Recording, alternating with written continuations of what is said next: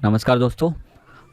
US में एक report आई हुई है जो पब्लिश हुई है USCIRF, जो इंटरनेशनल रिलीजियस फ्रीडम के लिए स्टैंड करता है। ये एक्चुअली सुझाव देता है गवर्नमेंट को कि गवर्नमेंट को इस बारे में सोचना चाहिए, जो इंटरनेशनल रिलीजियस फ्रीडम है बाकी कंट्रीज़ में, उसके रिगार्डिंग ये लोग एक रिपोर्ट एनुअली रिपोर्ट जो है वो एक पब्लिश करते हैं और वो सुझाव देते हैं गवर्नमेंट को कि इस कंट्री ने रिलीजियस फ्रीडम नहीं है तो उसके ऊपर सैंक्शन लगाया जाए, चाहिए किया जाए। मुझे ये नहीं समझ में आता है कि ये सबके भट्टे में टांग क्यों अड़ाते हैं। मुझे समझ में नहीं आता ये सोच कब इनकी जाएगी कि हम मतलब सुपीरियर हैं। ठीक है, आप जीडीपी में बड़े हैं, मिलिट्री पावर में बड़े हैं, लेकिन इसका मतलब ये नहीं है कि बाकी कंट्री को आप अपने हिसाब से, ये दोगलापन है जो अलग लेवल का है। क्योंकि ये जो रिपोर्ट आई है इसका कोई बेस नहीं है।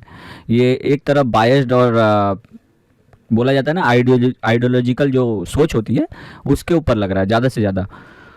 इस पे बहुत लोगों की रिएक्शन आई है और अभी इसके जो ये रिपोर्ट में अभी जो डिटेल्स है वो डिटेल्स हम देखेंगे। ठीक है, और इस पे देखते हैं, डिसाइड करते देखते हैं क्या है इस रिपोर्ट में डिटेल्स में। जहाँ तक, क्योंकि इसमें आरएसएस और रॉ को बैन करने के लिए और सैंक्शन लगाने के लिए बोला गया है, जो कि किसी हिसाब से नहीं। आरएसएस ठीक है, आरएसएस को रॉ, इसमें रॉ कहाँ से आ गई है मुझे नहीं समझ में आ रहा है। तो चलिए वीडियो देखते हैं आगे, ये क्या है, क्यों है, किस लिए है। नमस्कार दोस्तों कल अमेरिका ने एक बहुत ही शॉकिंग रिपोर्ट जारी की है और उसमें यह कहा है कि भारत की जो रॉ है, इंटेलिजेंस एजेंसी है भारत की, उसको बैन लगा दो, आरएसएस के ऊपर भी बैन लगा दो और भारत को कोई भी आर्म्स की सप्लाई मत करो। आप देख सकते हो ये खबर, US religious freedom panel recommends targeted sanctions on RSS raw. इसको हम डिटेल से समझेंगे कि आखिरकार ये रिपोर्ट किसने रिलीज किया, क्या ट्रंप इसको मानेंगे, क्योंकि आप सब जानते हो ट्रंप का कोई भरोसा है नहीं आज के डेट में। क्योंकि जिस तरह से दुनिया ने पिछले एक साल से ट्रंप को देखा है, इससे एक बात तो साफ हो गया है कि ट्रंप कुछ भी कर सकते हैं। तो खैर इसको डिटेल से समझते हैं कि एग्जैक्टली हो क्या रहा है। सबसे पहले मैं आपको बता दूं, यूएस गवर्नमेंट लिंक्ड एक एडवाइजरी बॉडी है जिसका नाम है United states commission on international religious freedom.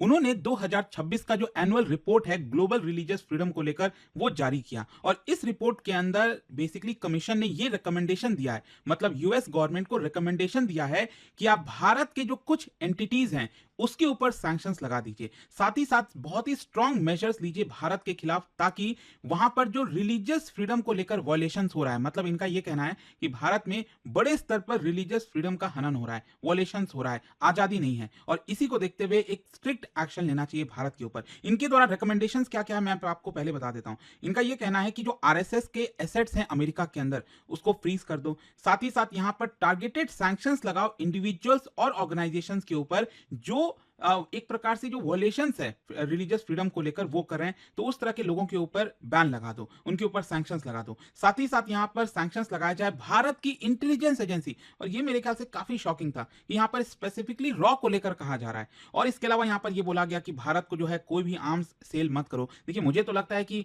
America खुद चाहता है, आगे बढ़ बढ़कर कहता है कि भाई हमसे जो है हथियार खरीदो, जो रशिया से भारत हथियार खरीद रहा है उसको बंद कर दो, मत खरीदो, हमसे यहां पर लो। खैर जो भी है, साथ ही साथ इनके द्वारा एक सबसे बड़ा जो कदम लेने के लिए बोला गया वो ये है, जिसे पाकिस्तान को कंट्री ऑफ पर्टिकुलर कंसर्न माना गया है। तो यही सेम चीज जो है, ये जो टैग है कंट्री ऑफ पर्टिकुलर कंसर्न का, ये भारत के ऊपर भी लगा देना चाहिए। लेकिन ध्यान रखिएगा, ये जो भी रिकमेंडेशन है ना, ये सिर्फ एडवाइजरी होता है, इट इज रिकमेंडेशन, मतलब ऐसा नहीं है कि ये भारत पर लग जाएगा। अच्छा, पहले मैं आपको बताता हूं ये यूएससीआईआरएफ है क्या, United states commission on international religious freedom. क्या है कि एक independent by partisan federal body है, मतलब अमेरिका के अंदर लगभग हर एक जो पार्टीज हैं उससे आपको ये मेंबर्स इसके अंदर देखने को मिलेंगे। और इसको बनाया गया था बेसिकली, अमेरिका में एक कानून आया था 1998 में, इंटरनेशनल रिलीजियस फ्रीडम एक्ट, उसी के तहत ये पर्टिकुलर बॉडी बनाई गई थी। और इनका मेन काम ये था कि दुनिया भर में, मतलब अमेरिका अपने आप को ये समझ रहा है कि वो निगरानी करेगा दुनिया भर में कि कहां पर रिलीजियस फ्रीडम है कहां पर नहीं है, तो उसको मॉनिटरिंग करने के लिए ये बॉडी बनाई गई। ये बेसिकली क्या क्या फंक्शन करता है मैं आपको बताता हूं। ये लोग दुनिया भर के जो रिलीजियस परसिक्यूशन है उसको इन्वेस्टिगेट करते हैं, एनुअल रिपोर्ट पब्लिश किया जाता है, और साथ ही साथ एडवाइस दिया जाता है यूएस प्रेसिडेंट को, कांग्रेस को, मतलब वहां की पार्लियामेंट को, स्टेट डिपार्टमेंट को, स्टेट डिपार्टमेंट मतलब वहां की जो होम मिनिस्ट्री है, ठीक है, उसको। तो इंपॉर्टेंट ये है कि यूएससीआईआरएफ वो अपने आप खुद से सैंक्शंस नहीं लगा सकता, वो सिर्फ पॉलिसी रिकमेंड कर सकता है। असल में यहां पर जो फाइनल डिसीजन होगा वो यूएस की स्टेट डिपार्टमेंट का, वही जो मैंने आपको बताया ना, भारत में हम होम मिनिस्ट्री जिसको कहते हैं, जैसे अमित शाह जी के पास है, तो वही चीज वहां पर उसको स्टेट डिपार्टमेंट कहा जाता है। अच्छा, कमीशन ने भारत को क्यों क्रिटिसाइज किया, ये आप सबके मन में क्वेश्चन आ रहा होगा। तो कई सारे फैक्टर्स बताए गए हैं। देखो, सबसे पहला तो इस रिपोर्ट में ये कहा गया है कि भारत में बहुत से ऐसे कानून बने हैं जो कि रिलीजियस फ्रीडम को वॉयलेट करते हैं। जैसे एग्जांपल्स बताया गया, for example CAA, citizenship amendment act, national register of citizen, although NRC लागू नहीं हुआ है, आप सब जानते हो। फिर इसके अलावा यूआपा, जो अनलॉफुल एक्टिविटीज प्रिवेंशन एक्ट है। इसके अलावा कई राज्यों के अंदर जो एंटी कन्वर्जन लॉज हैं, काउ प्रोटेक्शन लॉज हैं। तो कमीशन का ये कहना है कि ये जितने भी कानून हैं, ये डिसप्रपोर्शनेटली जो माइनॉरिटीज हैं भारत के अंदर, उसको इंपैक्ट करती हैं, जैसे मुस्लिम्स, क्रिश्चियन, सिख, दलित, आदिवासी। तो क्रिटिक्स का बेसिकली ये क्लेम है कि ये जो कानून है वो रिलीजियस डिस्क्रिमिनेशन करती है, हैरेसमेंट करती है माइनॉरिटीज के ऊपर। फिर दूसरा यहाँ पर जो बोला जा रहा है, जो मेन कारण है भारत को क्रिटिसाइज करने का, वो है एंटी कन्वर्जन लॉज। क्या है कि यूएससीआईआरएफ ने अपनी रिपोर्ट में स्पेसिफिकली बोला कि यहाँ पर कुछ ऐसे कानून बनाए गए हैं अलग अलग राज्यों के द्वारा, ताकि अगर कोई भी फोर्स्ड कन्वर्जन करता है, रिलीजियस कन्वर्जन, जैसे मान लो कोई हिंदू है, उसको जबरदस्ती धोखा देकर या फिर जैसे भी क्रिश्चियंस में, मुस्लिम्स में कन्वर्ट किया जा रहा है, तो उसको फोर्स्ड कन्वर्जन कहा जाता है। तो भारत में कई ऐसे राज्य हैं जहां पर आपको अलग अलग कानून मिलेगा जिसमें बोला गया है कि आप ये फोर्स्ड कन्वर्जन नहीं कर सकते। और बात भी सही है, कन्वर्जन कहने का मतलब कोई गलत नहीं है। अगर किसी को लगता है कि कोई दूसरा वाला धर्म ठीक है, उसको उसमें जाना है, तो वो अपने सहमति से, मतलब खुद के इच्छा से जाए, तब तो कोई दिक्कत नहीं है। लेकिन अगर आप जबरदस्ती फंसा कर कुछ ऐसी चीजें करने की कोशिश कर रहे हो, तो उसके खिलाफ कानून होना चाहिए। तो वो भारत में है। तो क्या है कि ये जो कानून है, they are often used against Christian missionaries and Muslims. ऐसा इस रिपोर्ट में बताया गया है कि ये कानून जानबूझकर मुस्लिम्स को, क्रिश्चियंस को परेशान करने के लिए होता है, क्योंकि उनके ऊपर आरोप लगा दिए जाते हैं कि आप जबरदस्ती किसी को कन्वर्ट करो। बट ऐसा है नहीं। तो ऐसा रिपोर्ट का कहना है। तो रिपोर्ट ने यह कहा है कि हंड्रेड्स ऑफ लोगों को अरेस्ट किया गया है, क्रिश्चियंस को, मुस्लिम्स को, इसी कानून के तहत, कि आप यहां पर कन्वर्जन करा रहे हैं। फिर दूसरा यहां पर जो कारण बताया जा रहा है वो है मॉब वायलेंस एंड विजिलेंटिज्म। क्या है कि रिपोर्ट में हाईलाइट किया गया है किस तरह से मॉब अटैक होता है, काउ प्रोटेक्शन, जो विजिलेंटे वायलेंस है वो किया जाता है, जो जो जो कहते हैं ना, काउ रक्षक हैं जो, ठीक है, वो लोगों को खुद से ही पकड़ लेते हैं। चर्चेस के ऊपर अटैक हो रहा है। तो कमीशन का क्लैप हैंड होना चाहिए इसके लिए क्लैप होना चाहिए। रिपोर्ट है ना, आइडियोलॉजी है किसी की, समझ में नहीं आ रहा है इसमें।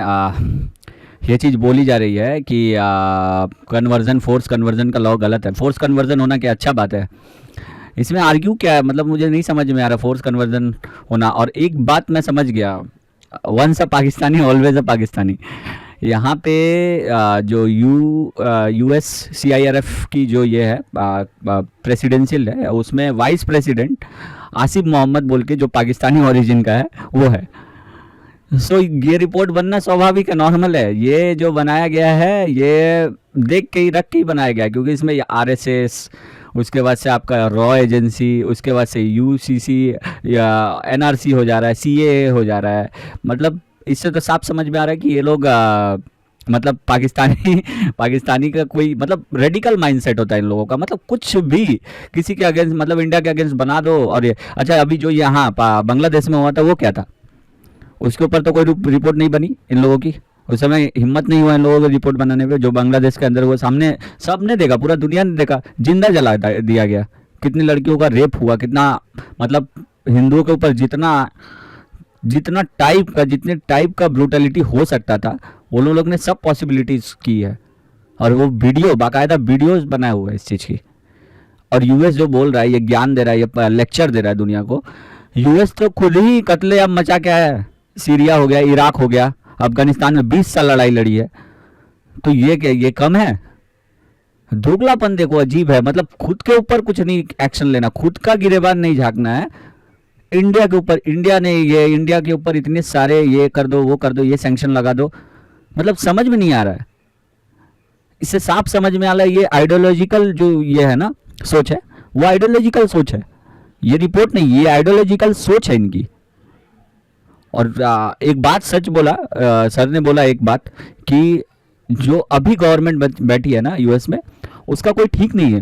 वो लगा भी दे, क्योंकि वो पागल है। मतलब बोलना नहीं चाहिए, बट यूएस का प्रेसिडेंट मतलब बच्चों की तरह रिएक्ट कर रहा है। उसको अगर लगा कि हाँ ऐसा है, तो वो लगा देगा। It doesn't matter for him. तो ये इस लेवल पे है। और जो वाइस प्रेसिडेंट है इन लोगों का, USCIRF का, वो बेसिकली एक पाकिस्तानी है। आप गूगल पे जाके चेक कर सकते हैं, आसिफ मोहम्मद नाम है उसका, और वो पाकिस्तानी ओरिजिन का है। तो ये 110% आइडियोलॉजिकल ये सोच है, ये 110%।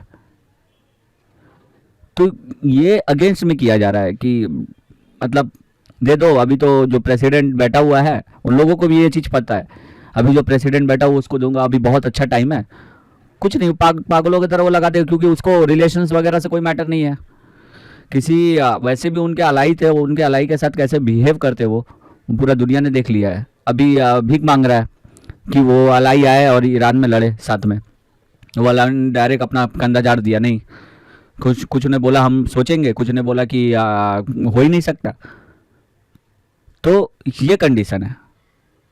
फ्रांस ने तो बोला हम बात करेंगे, बात सही है, लेकिन हम लोग बात करेंगे अलग से यूएस के साथ।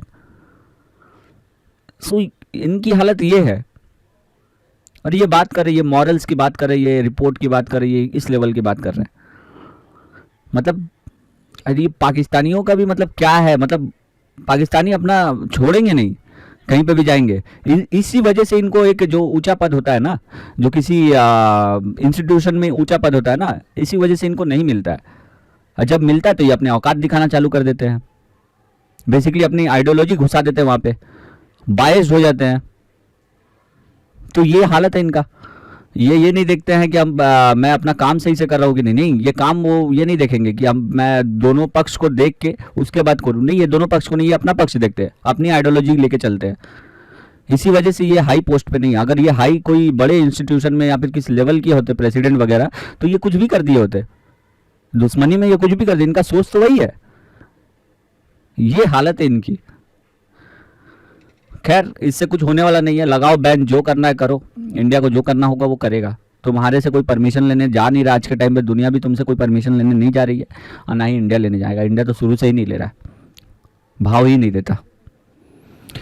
तो ठीक है दोस्तों, वीडियो पसंद है तो लाइक करिए, सब्सक्राइब करिए, शेयर करिए वीडियो को, और देखिए क्या होता है आगे का सिचुएशन। अभी जो वॉर है वो तो चल रहा है, और अभी ताज़ा खबर आया आज की काबुल पे अटैक हुआ है, 400 लोग मारे गए हैं वहाँ पे।